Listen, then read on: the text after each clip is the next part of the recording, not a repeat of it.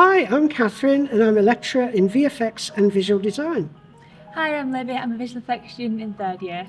Hi, I'm Kyle. I'm also a visual effects student in third year. And we're here to give our reactions to this year's Christmas ads. We're going to be looking at the M&S food Christmas ad first. So the main VFX in there would be the CGI fairy character.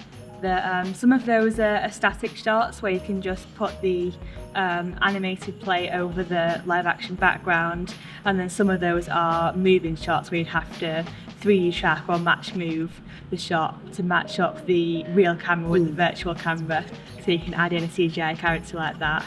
The compositing definitely sells this piece, doesn't it? Compositing essentially is the process of combining, for us at least, the CG like models and that created on the computer with real life footage. It's not just as simple as putting one thing on top of another. Usually it involves a lot of like masking around objects, adding light and colour correction to kind of get the plates to mix. There's probably some tricks with editing as well. I'd imagine that shot where it's looking at the table and all the food appears. I imagine that's something like the bolt here, where it's a camera moving across and then they edit in to add more and more food. Yes.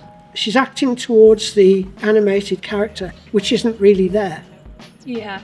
So somebody's got a stick with a ball on the end of it, and she's following the ball on the end of the stick. Yeah, she has to imagine where it would be. Yeah. Every element in that Christmas ad we've had a semester on, we've learnt.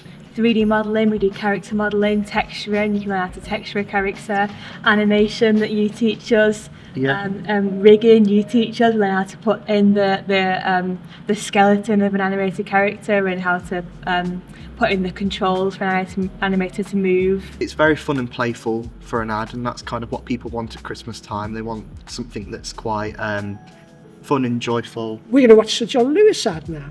It's almost like a time travel thing. She's going to different periods in her sister's life to try and find out the ideal present to get for her.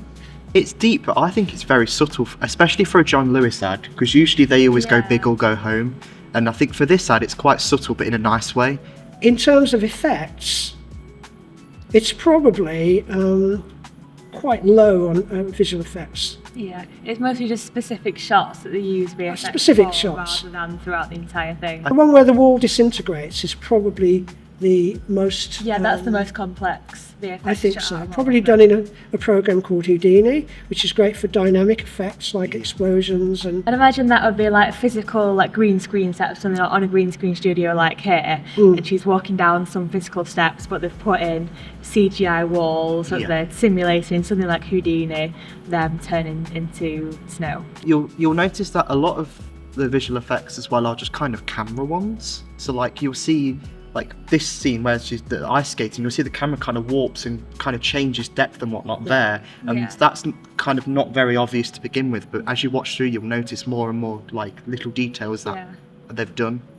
Talking about subtlety, I think that's a good thing, actually, because it's so easy when you learn all of these amazing techniques in a course like this.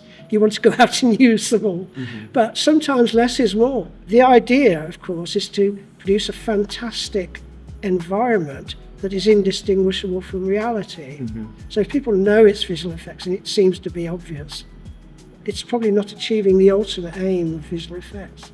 John Lewis have a very high bar every year to make a Christmas ad that people are going to remember, and in all honesty I don't think that's achievable every year. So I think it's nice that they've kind of toned it down this year, because it could almost be for them to be building up to something better that's coming in the future. Next we're going to look at the Coca-Cola advert. So this was all made with AI. I think it's quite disappointing to see such a big company for their biggest marketing campaign of the year avoid paying actors, avoid paying artists, avoid paying crew for the sake of a publicity stunt. The whole thing is generated. I don't think even the people are. I think the people are faking it. People are fake as well. I think the whole thing is AI. I watched this ad a few times because I wanted to see if people could actually spot if certain parts are AI or not. And there's a lot in the subtleties with this one as well. You'll notice that obviously the animals, I don't think the animals look realistic. I think these slow-mo shots don't look real. I think when people look at AI, they notice things are off just by looking at it. Things feel unnatural. Other things just aren't consistent across shots, how they look. Goodness knows what the prompts were that they used to generate all of this. It must have been quite extensive. I think Coke's reasoning for doing it with AI, though, is because they kind of do the same thing every year, and I'm guessing they're getting lazy with it. There is a place for AI within visual effects, I guess, but it's mostly at the conceptual end. I wouldn't want to see it overwhelmingly used for production. Of course, the way this works is that the AI will have been trained on existing visual effects done by real artists in the past, and it will be reproducing that look and feel. So it's ripping those people off without attribution, without payment. It's totally immoral, and even though I'm in this field, I wouldn't want to see AI take over completely. When you're doing it the proper way, you get creative control. You get to choose exactly what you want. With an AI, you're prompting, and if you put in the wrong word or the wrong phrase, it completely derails what exactly you wanted to begin with.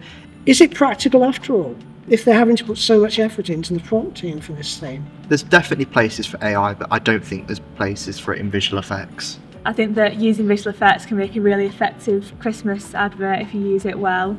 And hopefully we'll see an ad in the future from these guys that improves on the Coca-Cola ad. Hopefully. Merry Christmas!